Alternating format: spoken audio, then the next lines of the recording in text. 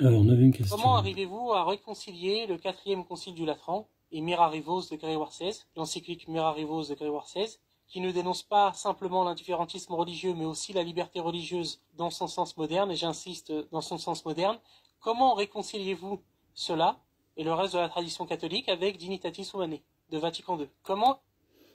Alors, la réponse à ça, c'est qu'il faut aller lire, c'est que la doctrine n'a pas changé, simplement c'est l'attitude de tolérance politique concrète vis-à-vis de des fausses religions.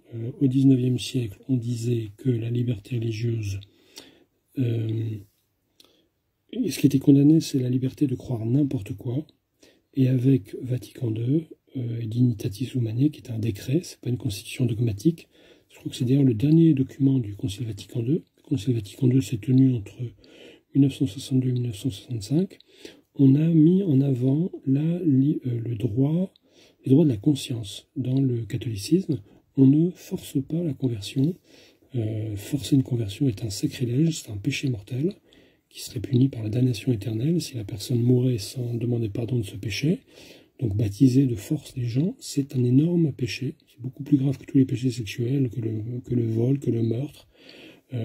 Totalement interdit. Il n'y a pas le djihad, il n'y a pas la contrainte. Actuellement, dans les pays musulmans, on interdit, dans beaucoup de pays musulmans, comme le Maroc ou l'Algérie, on interdit de distribuer, ou l'Égypte, on interdit de distribuer des Bibles, de les offrir, de faire des débats librement, d'inviter les musulmans.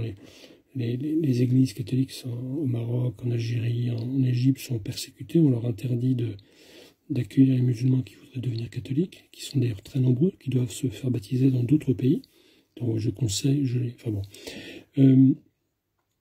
Et alors, pour répondre à cette question, vraiment de manière extrêmement scientifique, mon cher Yassine Jabri, je vous ai déjà recommandé, il y a sur Internet, sur le site archive.org, il y a les documents, ce qu'on pourrait appeler les débats parlementaires entre les évêques, puisque un concile, c'est une réunion mondiale de tous les évêques, et ils ont discuté, c'est mis par écrit, on a les idées pour et contre, les différentes opinions qui se sont exprimées, et il n'y a pas, ça vient malheureusement de vos ecclésios substitutionnistes, ces vacantistes qui vous font croire que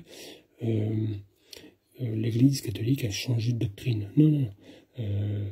D'ailleurs, l'Église catholique n'a pas reconnu que l'erreur avait des droits.